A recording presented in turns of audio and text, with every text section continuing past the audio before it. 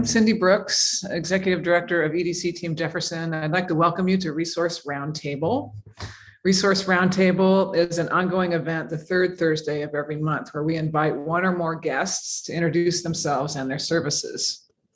The Roundtable provides a place where our community can come together to learn more about resources available to them and start a business, grow a business, or plan to sell a business. It's a safe place to ask questions and share information in the spirit of mutual support. We seek to build over time a network that can seamlessly provide services addressing a range of business questions from startup to succession, ensuring that we have a healthy, resilient, diverse, and engaged small business community serving the people of Jefferson County. So in terms of etiquette, I'd like to suggest that we mute ourselves when we're not speaking and put questions in the chat. And if we have a small group today, we can ask our own questions. But if the group gets bigger, it's just easier for the facilitator to ask the questions, and then we can invite you to speak if the question isn't being addressed in the way that you'd like. All right, so we have a bit of etiquette about being respectful, because likely we're here all representing multiple perspectives, and we're here to listen and learn and share together. It's okay to agree to disagree and just learn as a group here today. I have one quick announcement. The ARPA Small Business Grant is now closed, but I want people to know that we will be sharing other grant opportunities as they arise. So please sign up for the EDC Team Jefferson updates at the EDC Team Jefferson website. So today, I'd like to introduce you to our guest, Rick Dickinson. Rick's with the Center for Inclusive Entrepreneurship, or CIE. CIE is a community enterprise program providing training, one-on-one advising, and other support to help with the first steps of building a business from idea generation to being solidly established and ready to grow. CIE prioritizes people with limited resources from marginalized communities and believes anyone can be an entrepreneur. Our North Peninsula team serves people in Kalaloch and Jefferson counties. All services are free to all participants. So with that, I'd like to welcome Rick Dickinson. Hi, Rick. Hi, thanks, Cindy. So that's a great introduction. And the even shorter introduction is we help people start small businesses. That's fundamentally what we do. We work with micro enterprises, which is 5 or fewer employees typically, and frankly most of the businesses we help are single employee, maybe 2 employees, two founders, and we work with them from pre-venture up through a year, 2 years, whenever they're sort of established and on their feet and ready to kind of graduate from us to other resources in the community, whether that's the Small Business Development Center or resources that the EDC can offer them. But that's really the life cycle of the business where we focus. So we work right at the grassroots. We do prioritize historically marginalized populations. We don't exclusively serve them, but we do prioritize them. And the one thing I like to say is that we work closely with all of the other economic development partners in Jefferson and Kalaloch counties. So there's really no wrong door. You are always welcome to come to us, and if we're not the right fit, we know who is, and we will connect you with them. So that's all I've got. Although I know there are going to be some questions, but actually I'm excited to see Christina. I'm excited to see you on the call because I've been following Hood Canal Adventures on Facebook or Instagram now. And I'm intrigued by what you do. So it's like, oh, hey, look who's here. And I'm also very interested in working with businesses down in Quilcene, Brinnon area. So yeah, thanks for coming. Cindy, you got a question? Yeah, what kind of help do the people that you're designed to serve generally need? Are there some trends? Well, I mean, it really runs the gamut. typically we're not helping them deal with export contracts. I mean, but it's very much the nuts and bolts. How do I get a business license, right? How do I get a website? How do I do marketing? How do I prepare what do I need to do to prepare my taxes? And it's a lot of that stuff. And sometimes we provide the answers. Sometimes we connect folks with resources. Like, for example, my colleague, Micah, I should have mentioned, there are two of us here on the Olympic Peninsula. We also have a North Cascades office over in Skagit and Island counties. And we've just launched a new program in the Palouse. But so Micah and I focus mostly on the very early stage startups. And then I will hand my clients off to Micah when they're up and running. If we have a new business or a business that's being purchased and we have somebody coming to work with us on that, Micah will typically take those because they're mature businesses transitioning to new ownership. But for instance, Micah's not here today because he's teaching a tax readiness workshop right now, which is just helping people. It's not and his background is accounting. He's not providing any accounting business advice, but he's basically saying, here's what you need. Here's the paperwork you need to have in order. Here are the things your accountant's going to need, or if you want to do your taxes yourself, these are the things you're going to need. Just a real basic, level, like here's what you need to be able to do your taxes. Whoever's doing them for you, you're going to need these things ready. So it ranges from that to, like I said, it's really all over the map. We offer training, and training is often our front door. Honestly, it's not the bulk of what we do, but it is maybe the more public piece of what we do. So we offer a Start Simple business course, which is really a feasibility study of your business, how to see if your business is going to go and is going to meet your financial goals. And so we talk about, in that class, we talk about personal readiness. We talk about your personal finances, because we need to know both how much does this business need to generate in order to replace your current income and meet your needs, and also what assets do you have available to help start the business. Then we talk about market opportunity. Is there a market opportunity?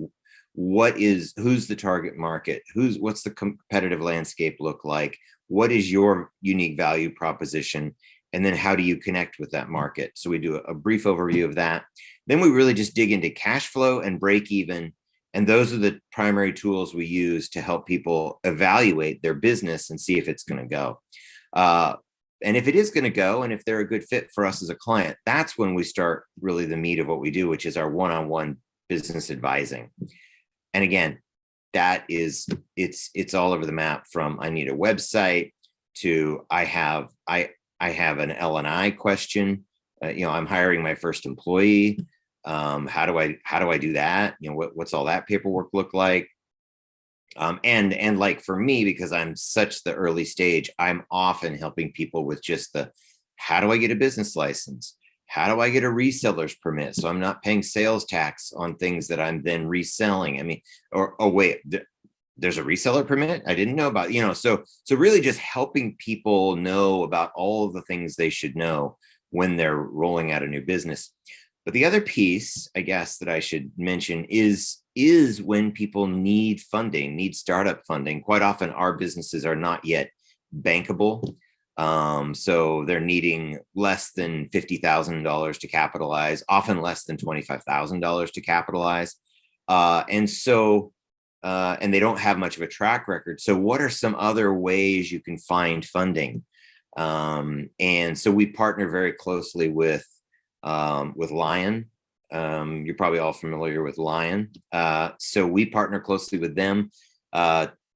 They will send, if somebody brings them a business idea and they feel it needs a little bit more work, they'll refer them to us to work with us to help them get their business plan more in line. We will also send businesses that we're working with to Lion when we think that that's a good fit for them to get some startup capital. And then we also have relationships with Erica Lindholm at Craft 3.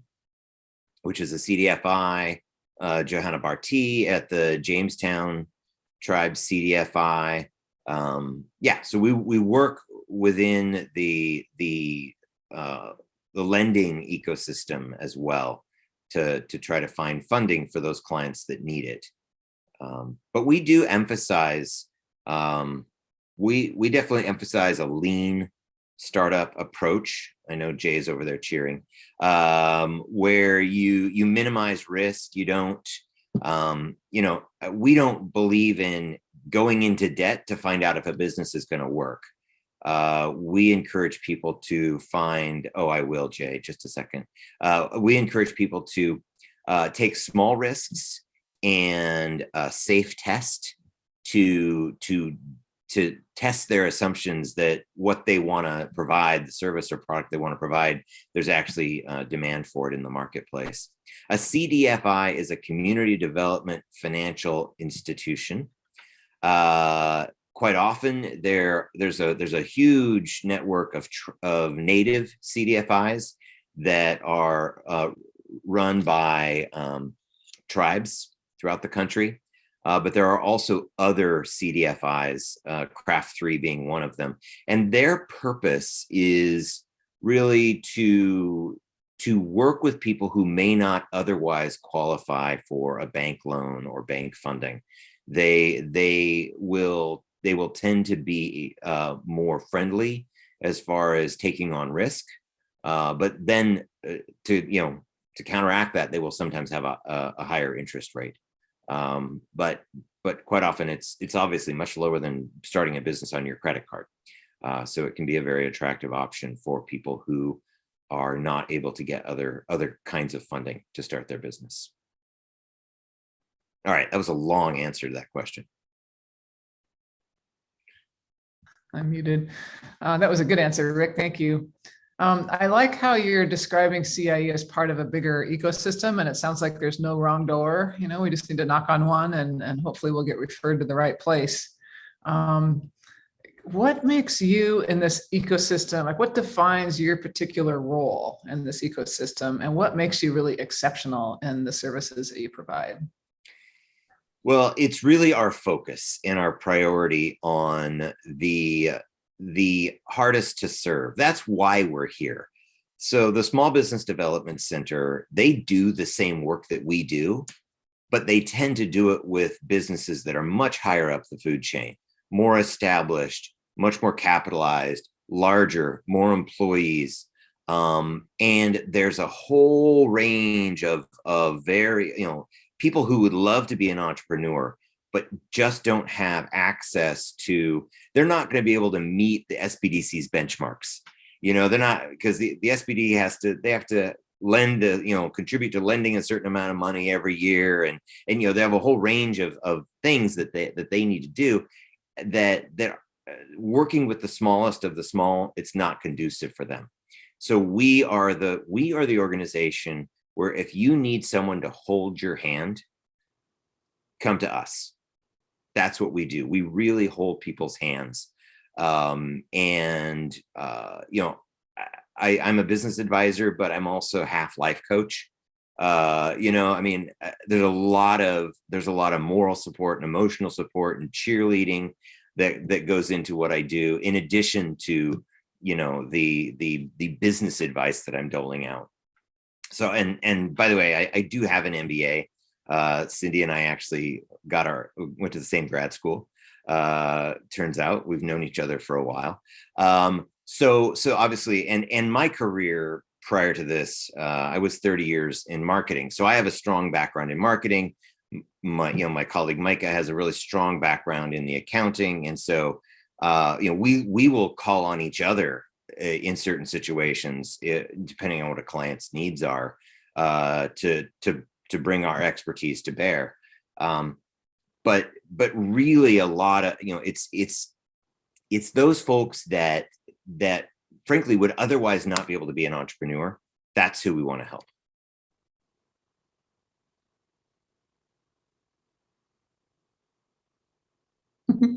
Sorry for the delay. I'm just unmuting myself. So what can a client expect once they reach out to CIE? Well, I mean, the very first thing typically is we encourage people to take our Start Simple class. We don't require everybody to take it, but for most of our clients, it's a very good first step where they can get a sense of their business model. That's really what we do, is we unpack their business model and help them get a clear picture of it. And then we have a clear sense of this business and whether or not it's really got legs, if it's got an opportunity. And most of them do, quite honestly. It's just about how you set it up, how you're thinking about it. So we will guide them to that Start Simple class. We also have a Start Lean, and that class is much more how to start a business. The Start Simple class is, should you start this business? And then the Start Lean is, how do you start? And again, we bring in all those lean concepts. And then we're just rolling out a Start Resilience course, which is going to really focus on how do you make your business resilient? How do you make it build generational wealth?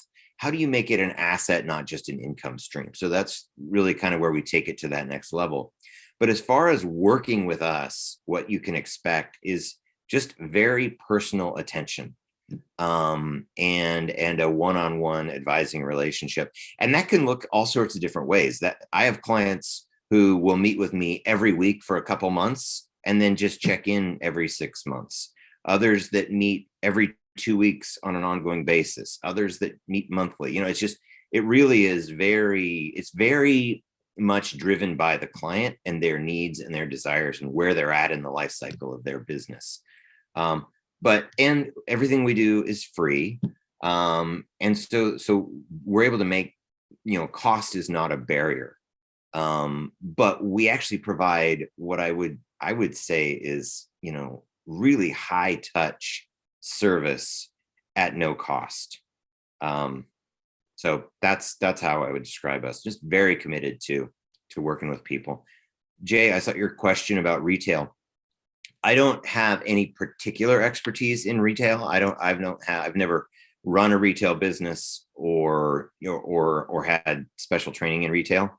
And Micah has more of that, especially Micah has experience more in food, restaurant, retail, but just straight up retail. I am actually learning along with one of my clients right now who's looking to open a retail space in Port Townsend, if and when they can ever find one. So. Well, yeah, no, I was just thinking here in Port Townsend, we do have quite a bit of retail. Yeah. And a lot of people in our position tend to work more in other areas. So. Mm-hmm. Yeah. So I've got a client right now. It's a couple women that are looking to start a kind of very unique gift shop in Port Townsend, and they're looking for the right retail space. They're actually working with some Lion members right now, refining their business model. And it's an opportunity where I get to learn about, and again, there's retail general, and then there's retail specific to Port Townsend, right? Because it's its own thing. The rental landscape in Port Townsend is very unique and has some unique challenges. The market, obviously there's a lot of tourist traffic that comes through town, so that's very seasonal. So how do you manage a seasonal business? But how do you also, come up with a retail store that's attractive to locals that will provide, non-seasonal support? So it's really just, for me, one of the beauties of this job is that it is an ongoing learning experience.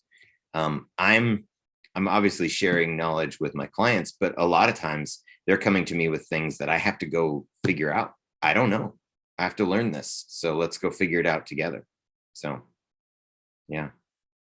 And in retail as an area, I don't have a ton of experience. So. Well, in the spirit of no wrong doors, just to follow up on Jay's question, Julia Laura at SBDC has deep retail knowledge, and often we're cross-referring. So you might want to think about reaching out to Julia with SBDC.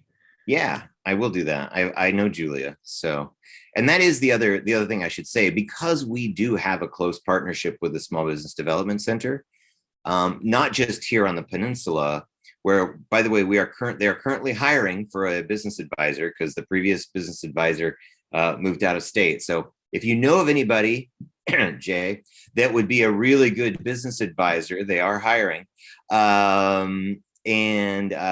And so, but we have access to that entire network. We actually share a back end client management system with them, and we can get, and there are, what, I don't know, 35, 39 of them right now, all over the state with expertise in various areas. Like John Morosco is an expert on restaurants. And so, we can call him in to co-advise with us. And I didn't know Julia had a specialty. Actually, I did know she had a specialty in retail. She's run retail businesses. Yeah, I should definitely pull her in. Thank you for that reminder.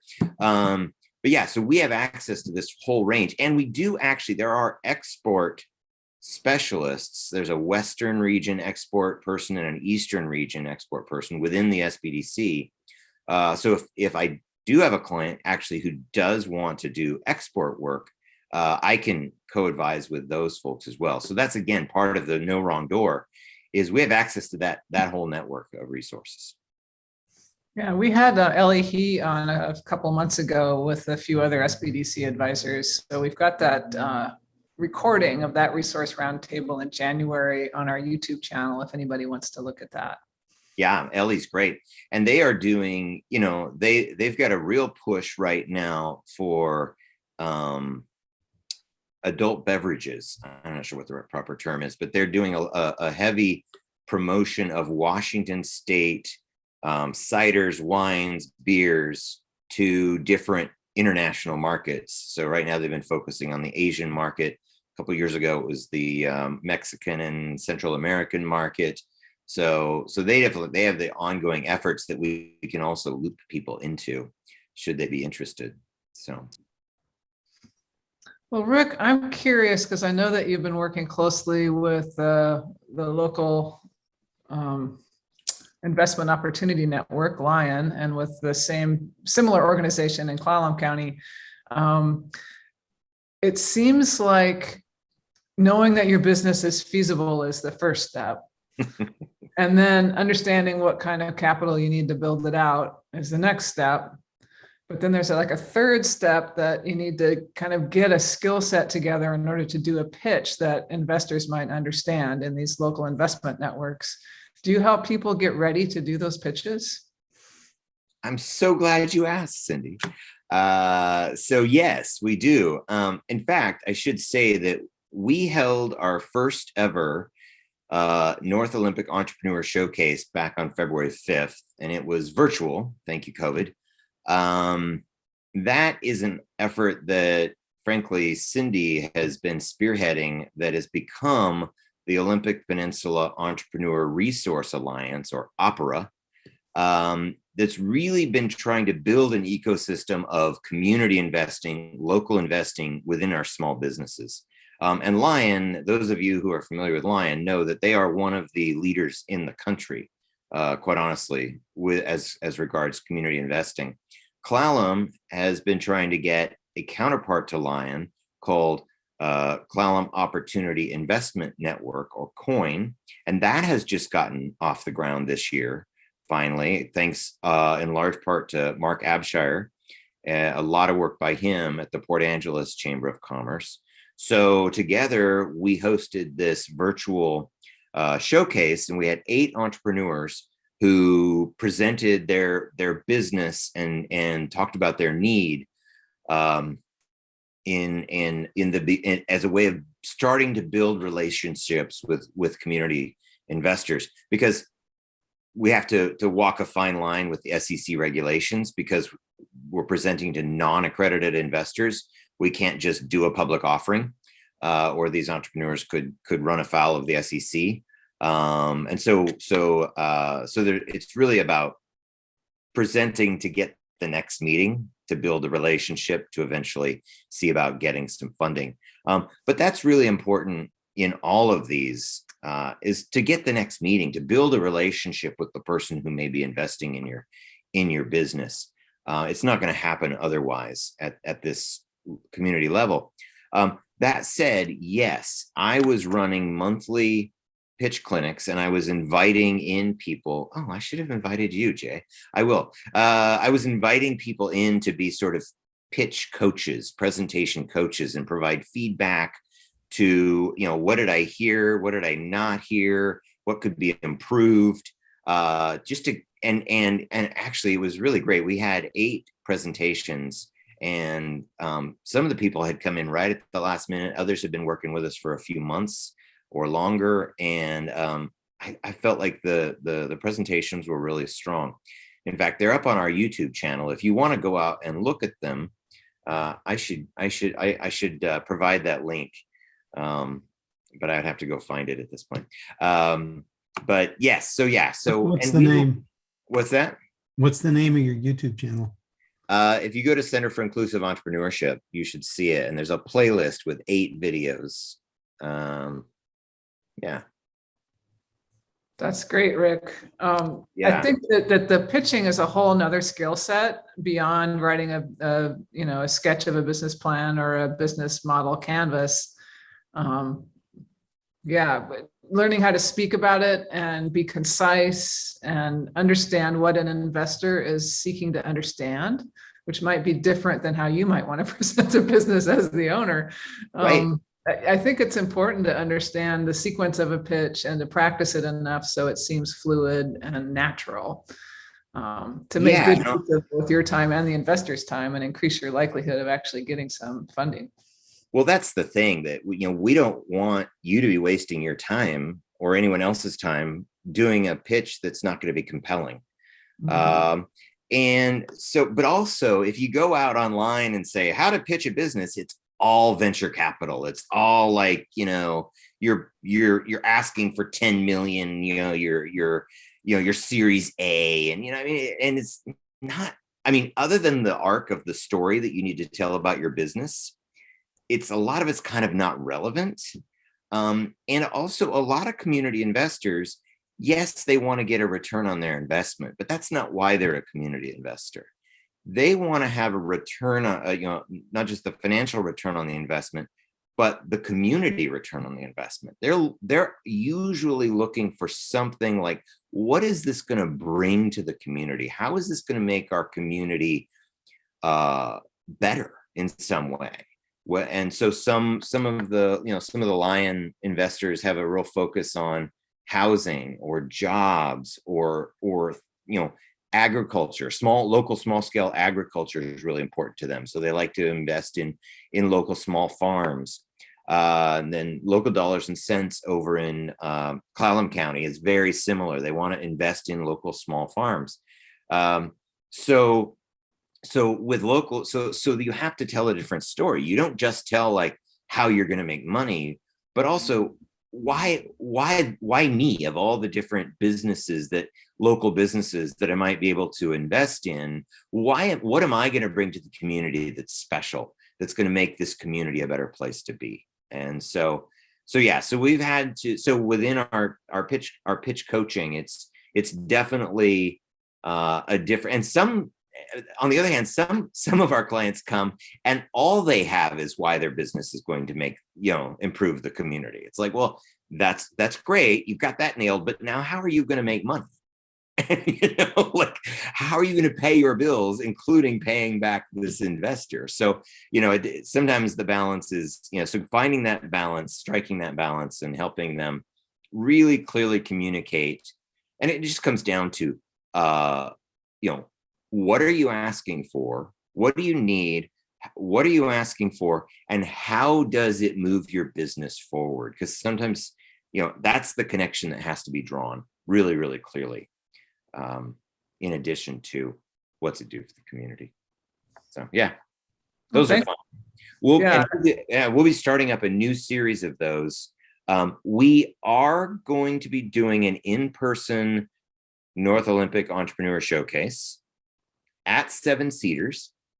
We thought we were confirmed for May 21st, but we may have to reschedule that. potentially to June 18. But anyway, in the run up to that, we will be having more pitch clinics for any businesses that are interested in getting some local investing and want to participate in that. So and I definitely, so for instance, I'm like looking at you, Christina, like, hey, I would love to have somebody from Brinnon, because I want to diversify this as much as possible.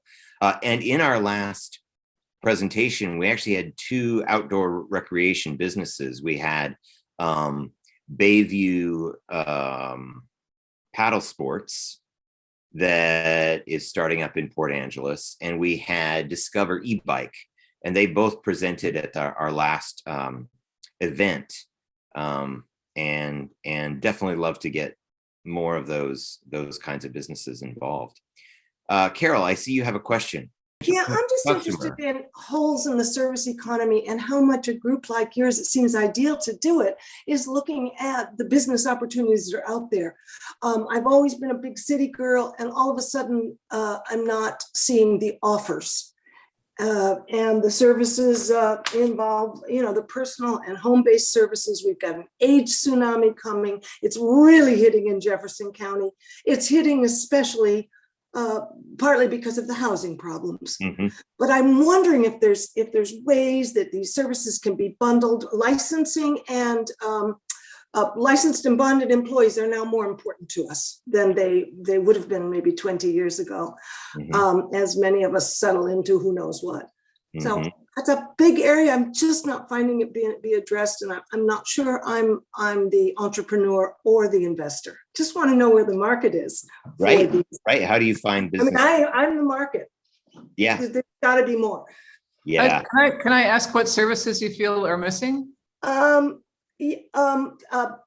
Well, house cleaning, gardening, building garden raised beds, recreational mentoring, any kind of one-on-one computer help or help with skills. And I sometimes refer to it as someone to hold the ladder. Sometimes it's a matter of, I know what to do, but I can't safely do it without someone else in the house. Yeah. Yeah. I think that's it's an issue in Kalaloch County. It's an acute issue in Jefferson. And a lot of it does have to do with the housing. Because if you have to live in Kitsap or Gardiner, or down in Quilcene to find affordable housing, you'd rather find work close to home because you have to include that in your price. And so I think part of the challenge there is the housing is huge. It really is. That said, so typically we're a little bit more passive, right? Like somebody has a business idea. Yeah. And they come to us. I know. But we are also, and I have done this with some clients, is there because it's actually pretty rare that somebody's like, you know what, I want to run my own business, but I don't know what I want to do. Right? What's a need in the marketplace? Usually people have at least an idea of what they want to do, and that's why they want to run their own business. But if there, so if there was almost the equivalent of a job fair, but a self-employment fair, and there were, here are the perceived holes in our service economy in on the Olympic Peninsula. Maybe that would spark some interest, and people who are thinking about starting a business would do it. But I don't know. There's got to be. There's demand, but is there supply, right? Are there the people with the skills that you want? And then if they have those skills, is there enough demand to make it a full-time business? Or will they need to piece together two or three revenue streams? Yeah, if there is the demand, how do you connect the two? Because you've had a situation where you've had both sides and they never got together. Mm-hmm. What if you were to bundle a whole range of services, and they could even get into CNAs and those kinds of things, bundle a whole bunch of them together, come up with a corporate licensing and bonding service, market them together, and even bring people from other areas 1 day a week to by shared transport of some sort. Yeah. I think the money, there's the demand from the consumer, I think, will be there. Yeah. We're finding people that aren't charging enough. Oh, But they haven't done the calculation on what's going to happen to the gas money. yeah. Yeah. Yeah. And that's always a thing with my entrepreneurs, is I'm telling them, you got to charge more. You know, you're not you don't have economies of scale. You know, you can't compete on price. So you have to compete on service. But yeah, it's a conundrum. It's a conundrum, Carol. And it's so interesting because I actually have a lot of those kinds of clients almost exclusively in Kalaloch County. Almost none of those kinds of clients in Jefferson County. We've got great bus service between Kalaloch and Jefferson. Even that. So I guess we should probably be looking over there. But although if you need to have a ladder, you probably can't take the bus. No, we're homeowners. I mean, I believe that we had no intention as to push up housing prices. We came here and we thought it was a young town because we always hung out at Boathaven on our boat. Little did we know it was a graying community. It was quite astounding. But I think I speak for a lot of other people. Anyway, keep it in mind, and I'd love to learn more about the demands for this. Yeah, I think some creative solutions could be come up with. I think maybe from the demand side, create a bulletin board and say, hey, we need this done, we need this done, we need this done, and then start to evangelize that out to people who might be able to provide those services, and see what you can generate from the demand side. Yeah, in terms of just connecting with others that are thinking along these lines, there will be a job fair at the end of May at Chimacum. I think it's at Chimacum High School. It's listed on the Skillnation website. And I think there'll be 60 tables from various employers, but it might be interesting to set up a table just to do a survey of what community service needs are. I think having that data would be helpful. Sending out some kind of survey or talking to people at the job at the workforce fair, because there is a big interest in helping youth find pathways to employment, and certainly that could be small business ownership, or it could be being part of a collective of service providers that are, working for local homeowners. But until we kind of see that in a context, it doesn't really float to the top. So I'm wondering if it would be interesting to see if a table could be set up at that job fair. Yeah. For that purpose, just to ask the question and to talk to the kids about what their interests are. Well, that's great. You're working youth employment would work very well for that, and I'd be happy to volunteer to man the table. Help man the table if EDC were to do it. Well, I don't know what our role is yet. We may have more of a systems level Or role. if anyone were. Yeah, but that would be worth inquiring about if we're interested in advancing that thinking. I appreciate that. Yeah.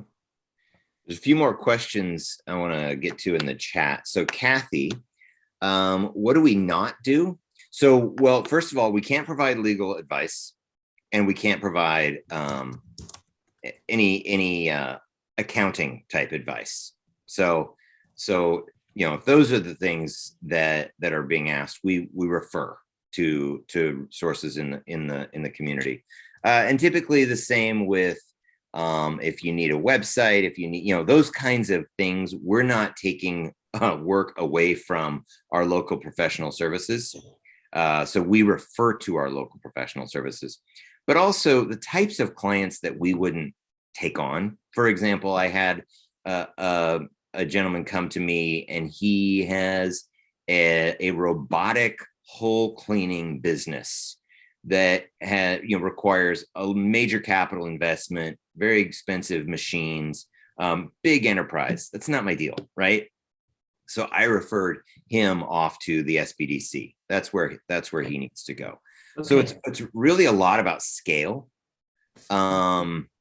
That's really what it is. So I guess those would be the two things. We don't provide professional services, and then we also just don't work with those businesses that are going to require either a lot of capital or a lot of complexity.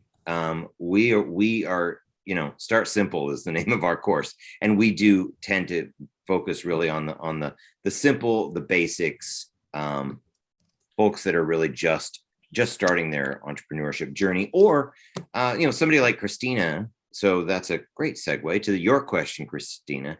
Yeah, we will, like, if you, for example, if you're using QuickBooks, we can review your QuickBooks and say, yeah, you might want to organize things a little bit differently. Do you know about this report? How are you tracking this item?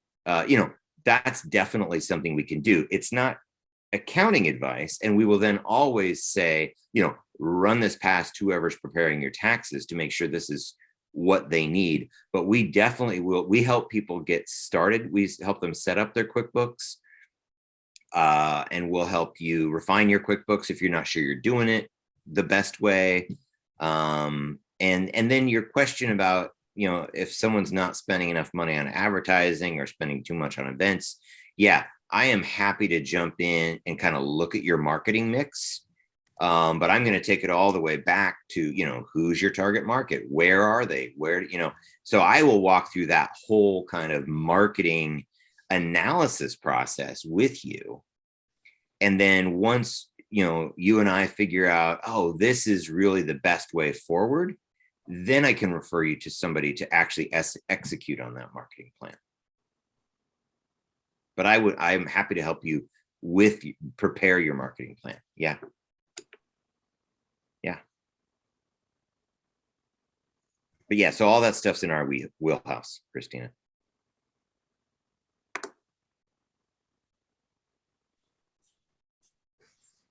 Well, Rick, your website mentions networking as a service that CIE provides. Can you tell me more about that and what your vision of a well-networked community is? It's like you're a plant, Cindy. Try to please. So, I mean, that networking, it involves a lot of things. I've talked about already trying to develop an ecosystem of community investors to connect entrepreneurs to capital. But there's another aspect of this where we're really wanting to connect entrepreneurs to each other, because there's so many ways that we believe in co-opetition rather than competition. And there are so many ways that, especially in a small community like our communities, where we need to lean on each other. We can't all be the specialist in everything. And small businesses, they can be each other's supply chain. They can be each other's service providers. And even if they're actually in direct competition, you've got two plumbers, there is more than enough work for the plumbers in this community. And so we have started a group called the Olympic Peninsula Entrepreneur Network, or OPEN for business. And it serves both Jefferson, Kalaloch County. And in fact, we're about to have another kind of brainstorm roundtable around kind of restarting that, because it's kind of mothballed a little bit. But asking entrepreneurs and folks with a systems level view, what does open need to be? How can it best serve entrepreneurs in the community? And ultimately, we want this to be entrepreneur driven. We don't want to be in charge of it. But our vision for it is that it could be There could be kind of a whole bunch of nodes within this. So there could be a restaurant node, a bunch of people who run restaurants, sharing either resources or ideas, or and then that could connect with the local agriculture node, and how do we get food from local farms, and so all of these ways that, or even with the restaurants, like all these restaurants take one trip a week to Seattle to go get certain supplies. Well, how about if 5 restaurants decided to send one person rather than everybody going? Just there's so many opportunities for collaboration. And so that's kind of our vision for Open. And we want to really roll that out in earnest, especially crossing fingers as we're able to be in person more. Although Zoom certainly makes it easy to meet, but building these relationships, and part of it can start within just our clients. I mean, we've got 300 clients on the peninsula now that we've worked with. And so even just evangelizing it to them, getting them started, building these networks. But we know there's more demand other than just our client community. So we, and our end game, I'll be on, our end game is that we want to build this group of entrepreneurs that can actually be a voice in the community, a voice in the economic development world, maybe even a voice at the legislator level, advocating for the needs of small business who are very rarely advocated for. Thank you, Carol. I think it sounds like a great idea too. If there isn't a question in the chat, could you tell us a story about one of the businesses you've helped without betraying any confidentiality, of course? Yeah, sure. I'll tell you a story completely outside of your community that, and I have freedom to talk about them. But there was out in Beaver, which is almost to Forks, the small community of Beaver, there was a small grocery store that served the local community. It was half convenience store, half, you could get your butter, eggs, and milk and Crisco there. And the owner died. And just before COVID, the owner died and the business closed. And there was there was some interest in some of the local people to purchase the business, but it went into the estate and it was challenging, and so I worked with them on their business plan and getting funding, and they ended up getting some VA loan through the SBA and SBA VA loan. So working with them on that, working through that whole process, and they finally opened their doors last summer. And so and that's, I pull that one out just as an example among many, because that business left a huge food desert in that community. And it was really a linchpin of that community. And so having that back up and running has been really, really important. I can tell you a more local business story. Jay referred to them earlier, which is a camping car, and they're actually no longer a client of mine because I've graduated them. They don't need me anymore. So we just have lunch together. But I first encountered them when they were pitching their, and by the way, camping car, they are a couple of guys that grew up in Sequim, childhood friends. Their business is based in Port Townsend. One of them was working at a shipyard in Port Townsend. Sorry, what was the name of I should know the name of his company he worked for. Anyway, one of them was taking a big long road trip. He's a musician. He was being a troubadour and doing a big road trip to Alaska in his Honda Element. And he asked his buddy to trick out the back end with a sleeping platform and storage. And he did that and kind of like promoted it all the way, to Instagram, and it got back, and people were like, I want one of those. And they started this business. And so I met them when they were presenting at the Kitsap Bank used to do the Edge Fund competition, which was a triple bottom line business competition. So a financial bottom line, social bottom line, and environmental bottom line. By the way, our organization holds those values as well.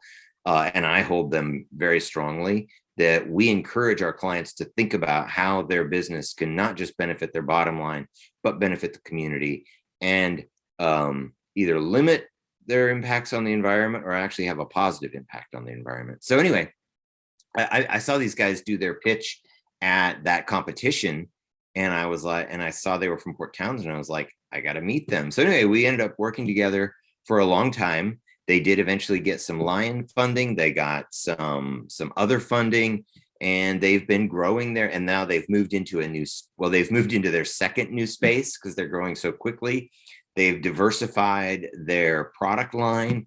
They're now doing everything from Sprinter van conversions to just a trunk bunk, a little platform that you can throw, an expandable platform that you can throw in the back of your vehicle, and a full range in between. And so they so anyway, that's a business I've worked with. And actually, we just featured this business in our newsletter that came out yesterday. So I'm able to talk about them. I don't know how many of you have been to La Cocina, which is the new little Mexican restaurant right near the Rose Theater on Taylor Street. So they came to us and they took our Start Simple class, and we helped them get rolling. And they are just a fabulous little business so that's another example of a business and that's been less than a year since they came to us. I think it was almost a year ago, maybe it was April or May. They came and took my Start Simple class, and then got their business going by June, July they opened up, and now they're just going gangbusters. So yeah, so those are a few examples of businesses that we've had a hand in at all different stages as well, from pure startup to succession to, with Camp & Car, we came in, they were a little down the road, but still very early stage. So yeah. And I could go on. What do they like the most about working with you? Oh, I mean, honestly, I think it's the personal touch is the number one thing they like about working with us. Obviously, we provide, solid business advising and access to resources and coaching. But yeah, it's a lot. This work is personality driven. It's very personal. You get to know people really well when you're helping them start their livelihood, especially at the small scale. Not every client, but a lot of clients, we become really, really close partners and eventually close friends. So I mentioned that I had lunch with Steve a couple of weeks ago. We've become close friends, Steve of Camp & Car. And where did I have lunch with Steve? At La Cocina. That's perfect. So, yeah. Well, we've got a few minutes left. Are there any last questions? Christina has something she wants to add, and congrats about Edge. I'm so sad to see that Kitsap has discontinued that competition. It was such a... Oh, did they? They did. I kind of gave up after a few years, but Yeah. That's too bad. It was a really good program. Yeah. So I would just like to add some anecdotal stuff about what I've gone through. Being very self-reliant myself, I really underestimated the value of having capital to start and grow my business. I just bootstrapped this for 13 years without really taking a paycheck. And it was some of us are afraid to ask for money. Some people think of it as, asking for charity. Mhm. Which it really isn't, because, you know, other people are going to make something from your work. Mhm. But when I finally got over that, I was lucky enough to have been a student of the EDC. I've got a Lion investor. And if this works, I don't know, because it's Brinnon and my internet's so terrible. I'd just like to sort of show you what a little tiny investment did from just being a 3-month a year profitable business into now we're going into probably 11 months. And with, $15,000, I was able to get a storefront, get all my insurance.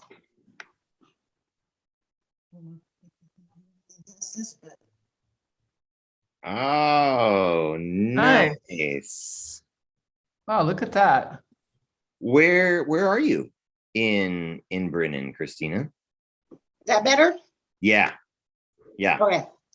I'm on the south end of the Brinnon Community Center. They had a little unit at the end that hadn't been used in 12 years. And I basically forced the county to rent me the spot. They don't like it, but I just didn't take no for an answer.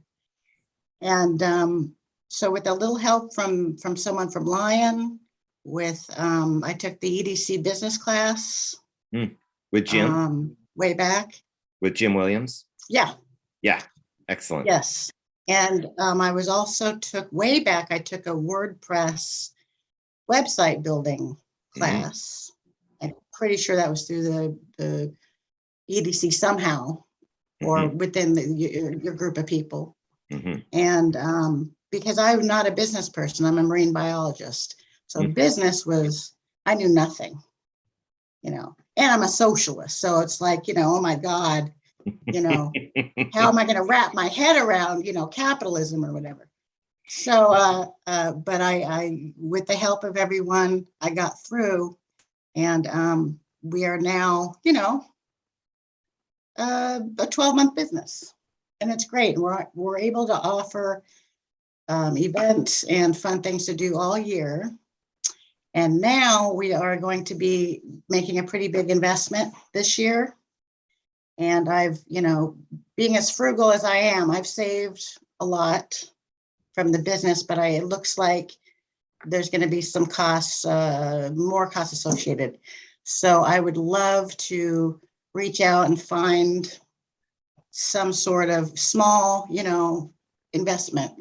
Like you were saying, those of us who don't need $50,000 or $1 million, it seems like the opportunities are really, even my bank won't lend less than $50,000. No, they won't. I don't need $50,000. It's not worth their time. They're not going to make enough money to justify. Yeah, and I don't. Yeah. So, yeah. Well, and I don't want to ask for $50,000 and then pay interest on it when I don't really need it. Well, I would love, let's talk, because I would love to have you in the showcase at Seven Cedars if you wanted to get up and present there. It would do two things for you. One is it would get you up in front of some potential investors, but also it would just be like, let everybody on the peninsula know there's this really cool business down in Brinnon if you want to go get in the water. So, yeah. Anyway, we can talk. Also, Christina, please sign up for the updates on the EDC website if you haven't already, because there may be other grants coming through the pipeline here. Well, as I was waiting for this meeting to start, I was applying for the Grow Your Own Opportunity Fund grant for a website update. So good. I was on that. That looked like one that would really help out as well. Well, and there's and then I think I am signed up for that. And that's not the same as what the NODC is doing, is it, Cindy? As far as websites, what Susan Shoemaker's doing? I don't know. I'd have to check. I can't remember the language. Okay. So there's also, and I don't care. Through the NODC, there's some resources available to update your website.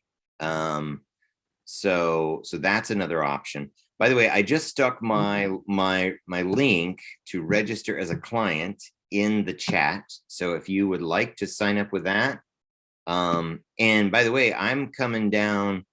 I have a client that I will not name, but it is a small food establishment in Quilcene that I'm down there every couple of weeks. So I could just pop over the hill to Brinnon and come down there as well. I'd love to see your place. So Please do. yeah. Yeah, keep note of our business hours. But I'm here right now 4 days a week, and then April it'll be 5 days a week again. So. Awesome. Well, And so thank you for all of this and all you do. I'm going to be talking to you. excellent. I'm glad. I am so glad. Well, So, thank you, everybody, for showing up, and Rick especially. Thanks for the thorough presentation on Center for Inclusive Entrepreneurship. And we will post this recording to our YouTube channel. So if you want to refer it to a friend who you think might benefit, it'll be an evergreen product that people can come back to and look at in the future. yeah. Well, thank you, Cindy, for putting this on. Appreciate it. Very welcome. All right. Well, until the next third Thursday, we'll see you later.